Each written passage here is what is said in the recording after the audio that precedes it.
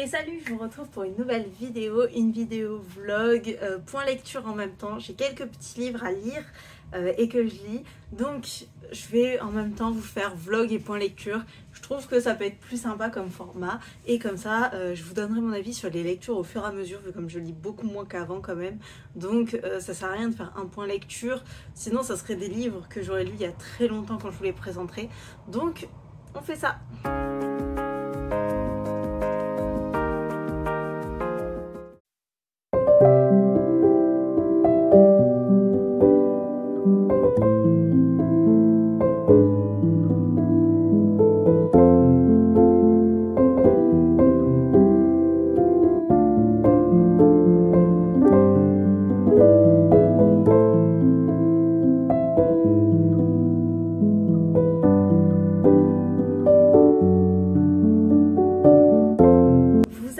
J'ai commencé à lire ce livre qui s'appelle La Route de Cormac McCarthy, publié aux éditions Point.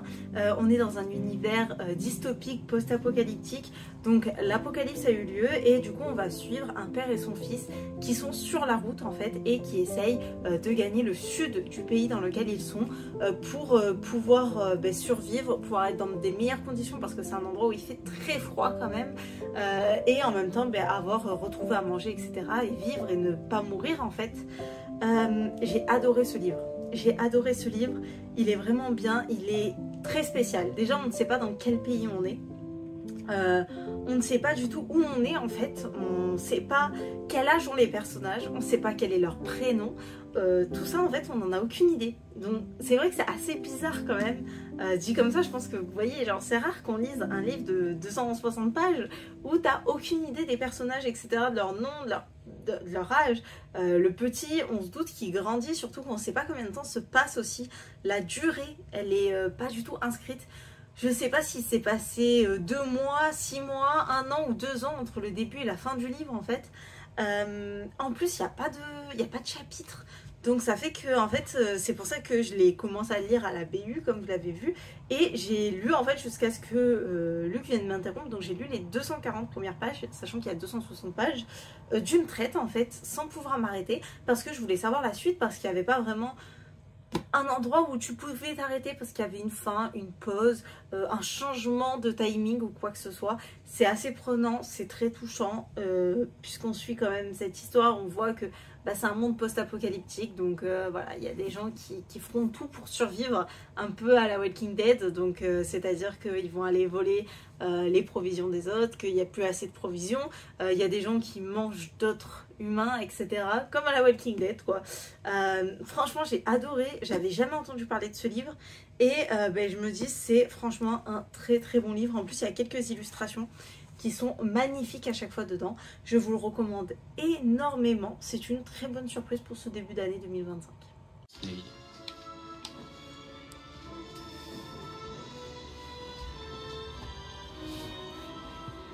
Alors, je vais continuer en lisant Le meilleur des mondes, donc de Fred Fordham. Je rappelle que c'est un roman de base d'Aldous Huxley, mais là, c'est un roman graphique. Donc le bouquin a été adapté en roman graphique. Je n'ai jamais lu Le meilleur des mondes. Le livre de base, je ne l'ai jamais lu. Ça fait des années que je me dis qu'il faut absolument que je le lise. Si vous ne connaissez pas, normalement c'est une dystopie un petit peu, où en gros il y a en fait on veut créer le meilleur des mondes tout simplement, avec les meilleurs humains de la meilleure façon, etc.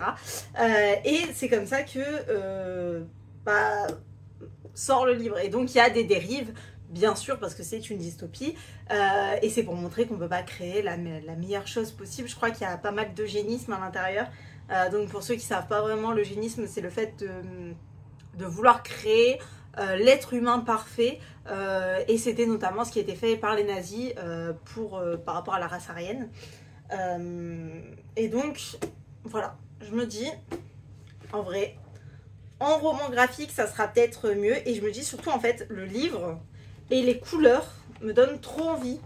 Je sais pas si vous allez voir, mais il y a beaucoup de tons roses, violets, etc. Il faut savoir que Le meilleur des mondes, bon là vous n'allez pas voir, il est juste derrière moi en plus, genre il est là en bas. Mais vraiment un jour il faudra que je lise le roman, mais je me dis que là, moi je vais pouvoir lire comme ça. Et je vais vous dire donc si c'est bien ou pas. Je pense que comme c'est un roman graphique, en fait je pense qu'il va être lu là, dans l'instant T en fait. Là je vais m'y mettre et je vais le lire. Fini, je viens de terminer Le Meilleur des Mondes, version roman graphique. Franchement j'ai beaucoup aimé, mais alors je m'attendais pas du tout à ça. On va être effectivement sur une société du contrôle, sur une société où on va vouloir créer l'humain parfait et créer donc toute une classe de genre. Bah alors il y a un truc qui m'a pas choqué mais auquel je m'attendais absolument pas, c'est le rapport au sexe dans le livre. Genre en gros on est dans une société où c'est un peu... Bah, en fait c'est l'inverse d'une société habituelle, on va dire, dans une société... on va dire traditionnelle, voilà, surtout notamment dans le traditionnalisme religieux, etc. Il y a une personne qui va avoir, enfin, deux personnes sont en couple ensemble et il n'y a pas de polygamie. Il y a, et en plus, souvent le rapport sexuel est fait pour avoir des enfants, dans le principe religieux. Et là, on est genre dans l'extrême inverse. Genre, déjà, c'est si au contraire, ils voient la même personne plusieurs fois d'affilée que c'est bizarre. Et en plus, en fait, on est dans l'inverse. En fait, au contraire, c'est très très très mal vu. Comme les enfants sont des bébés éprouvettes, ça je le savais. Mais je savais pas que carrément, en fait, c'était limite interdit d'avoir un bébé. Avoir un bébé tout simplement. Voilà.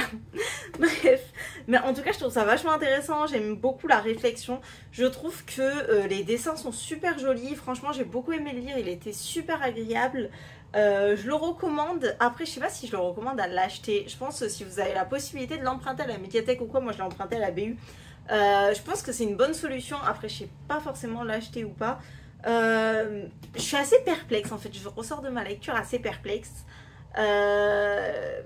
J'ai aimé, hein, j'ai apprécié ma lecture, ça y a pas de souci. C'est pas le livre de l'année, et en même temps, tu vois, je me dis, vous voyez, c'est le meilleur des mondes, quoi. C'est genre pour moi, c'est le classique de la dystopie. C'est vraiment, je pourrais pas le dire autrement. Pour moi, c'est un classique dystopique. C'est vraiment genre le livre que quand j'étais au collège ou au lycée, je disais que j'aimais la dystopie. Les profs disaient ah ben alors tu dois avoir lu Le Meilleur des Mondes. Et quand je disais que non, c'était un peu de la même façon où si je te dis, si tu me dis ouais j'aime la poésie, souvent on va te dire ah t'as lu Baudelaire et Verlaine, ou si t'aimes, par exemple t'aimes les pièces de théâtre romantiques, on va te dire ah t'as lu Roméo et Juliette, etc. etc. Ben là c'est pareil, Le Meilleur des Mondes pour la dystopie. Et franchement je trouve que, je sais pas, il manquait des choses quand même. Et j'avoue que c'est assez étrange de dire qu'il manquait des choses, alors c'est un des livres les plus connus en fait voilà, dans le genre, et qui est lu par tout le monde, et genre voilà, j'ai rien d'autre à dire. Voilà. Donc je sais pas si vous l'avez lu en livre, si c'est un petit peu différent là que le roman graphique, si vous avez lu le roman graphique aussi, j'aimerais bien avoir votre avis parce que là je suis un peu perplexe après cette lecture. En tout cas ce bouquin est terminé, je vais peut-être finir le dernier tome de la chronique de Bridgerton, parce qu'il me reste, donc je suis au tome de Grégory et il me reste genre vraiment 60 pages pour terminer, donc il faudrait le terminer là, voilà. Je pense que le mieux ça serait de le terminer, je pense que je vais le finir, peut-être ce soir, là je vais voir, il faut que je range un petit peu le bordel ambiant que vous ne voyez absolument pas, je vais préparer à manger pour la semaine, et ouais, je pense qu'après je vais peut-être m'asseoir et lire donc la suite de Bridgerton, sachant qu'en ce moment je lis aussi Calliope, donc le tome 1, Le sacrifice d'une princesse, qui est un roman que franchement j'aime beaucoup, qui est une dystopie fantastique un peu.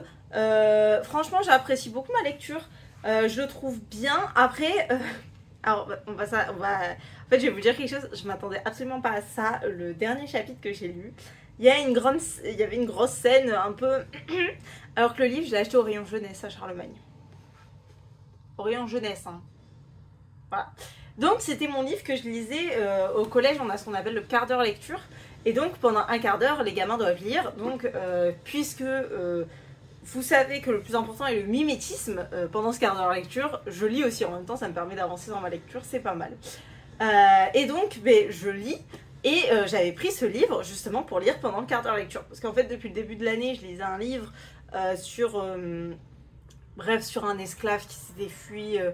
qui avait fui d'un truc aux Antilles, parce que bref, beaucoup d'histoires. Franchement, Voilà. Ça commençait à devenir chiant un peu et j'avais l'impression que l'histoire elle tournait en rond, donc voilà, j'ai arrêté le livre. Et je me suis dit que je vais prendre ce livre qui sera un petit peu plus cool, qui sera plus... Ah mais oui, j'avais pas vu. Derrière, il y a écrit pour public averti. Mais wesh, comment ça se faisait que ça se trouvait au rayon jeunesse? Bref, et du coup, quand je suis allée à Charlemagne, j'ai acheté ce livre et je me suis dit, ça va être un livre, comme je l'ai vu au rayon jeunesse, je me suis dit, ça va être cool, je vais pouvoir le lire tranquillou bilou et en plus, je pourrais le lire au collège. Parce que, enfin, en attendant, en parallèle de l'autre livre, là, je lisais La Chronique de Bridgerton, je vais pas ramener ça au collège pour le lire devant les élèves.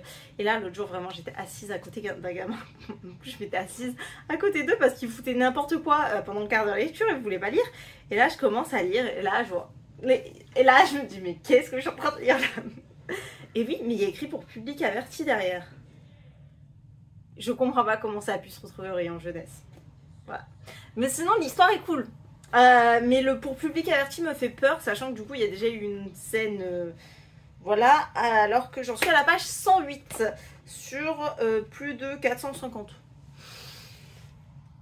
J'espère que ça va être un bon livre et que ça va pas être un livre que je vais finir par abandonner.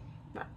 Ou sinon, de toute manière, j'ai acheté le livre de la Reine Charlotte avant les Bridgerton. Je suis trop contente de celui-là, j'ai trop hâte de le lire. Donc, et une demi-heure devant moi encore. La probabilité que je finisse par m'endormir est assez grande. Donc j'ai devant moi des petits livres parce que je vais faire travailler les 6e sur la mythologie grecque et en vrai je m'en souviens que j'en avais entendu parler pas mal de cette édition. Donc j'ai Méduse, Polyphème le Cyclope et le Minotaure. Je pense que je vais partir sur Méduse, je vais lire ça. Je pense qu'en vrai ça doit être lu assez rapidement mais je pense pas quand même le lire en une demi-heure, mais c'est pas grave parce que là je vais m'endormir.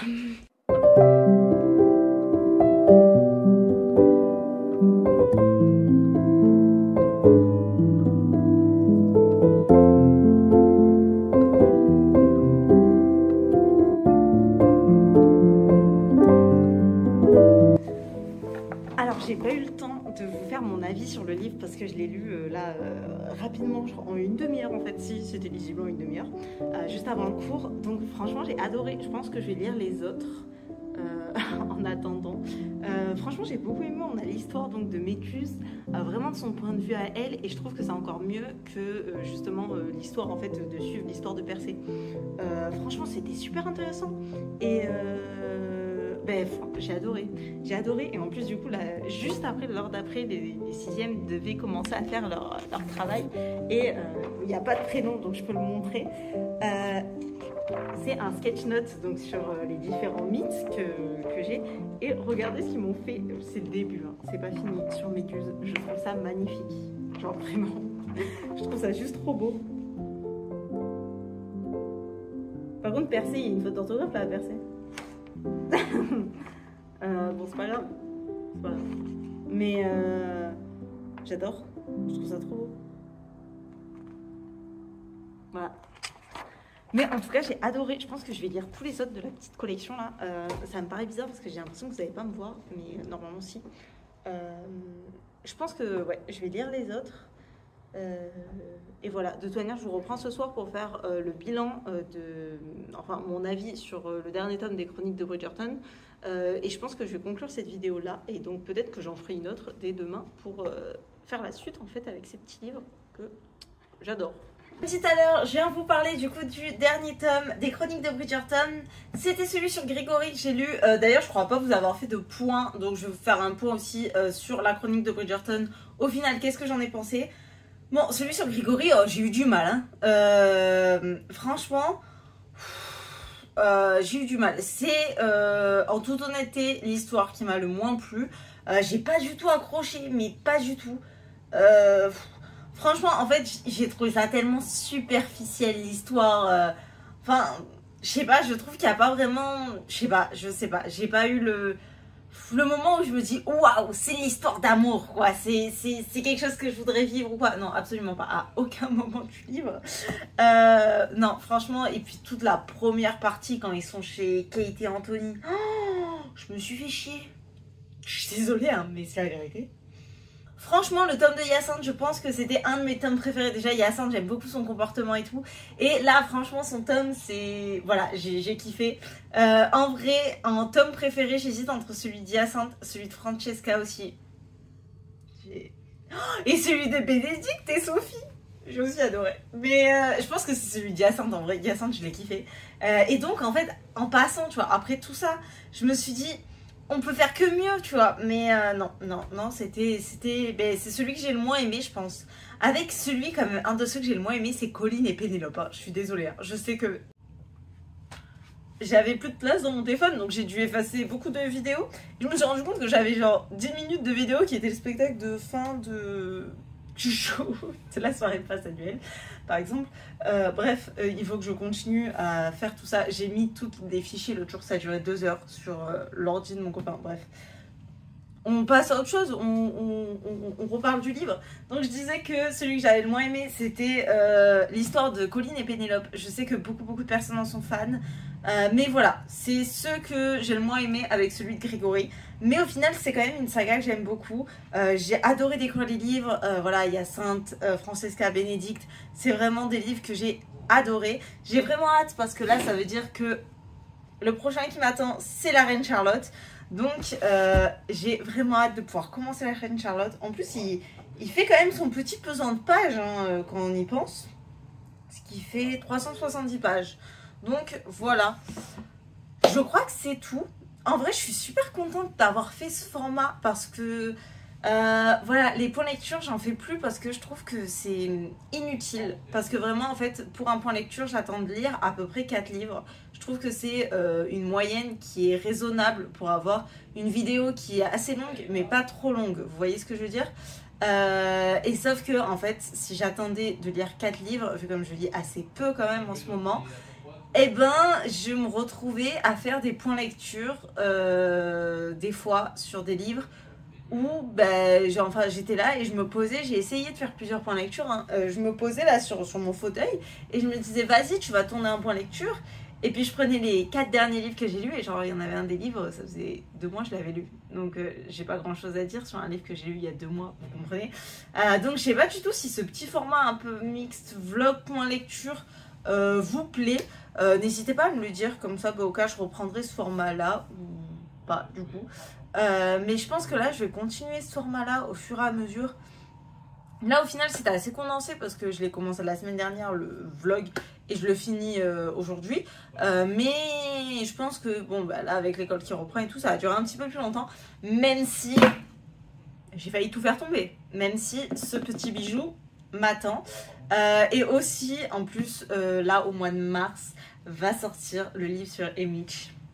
Donc, je vous avoue que j'ai tellement envie de relire les Hunger Games, par contre, sauf que je les ai pas... Enfin, j'ai les Hunger Games, hein, ne vous inquiétez pas. Mais ils sont dans le sud, ils sont dans ma bibliothèque dans le sud. Et là, c'est la version anglaise. Sinon, je me chauffe à les lire en anglais. Je les ai lus tellement de fois en français que... Est-ce que vous pensez que je les lis en anglais? Est-ce que... Allez, je vous laisse choisir dans les commentaires. Est-ce que je lis Hunger Games en anglais? Et est-ce que j'en fais un vlog lecture de ma première lecture en anglais? Je sens que je vais galérer.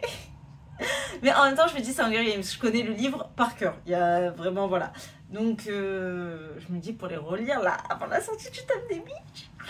J'ai trop hâte. Bref, voilà. J'espère que cette vidéo vous a plu. Si c'est le cas, n'hésitez pas à liker, commenter et vous abonner. Dis-moi quel est le dernier livre que tu as lu, toi. Et je vous dis à la prochaine pour de nouvelles vidéos. Ciao, ciao!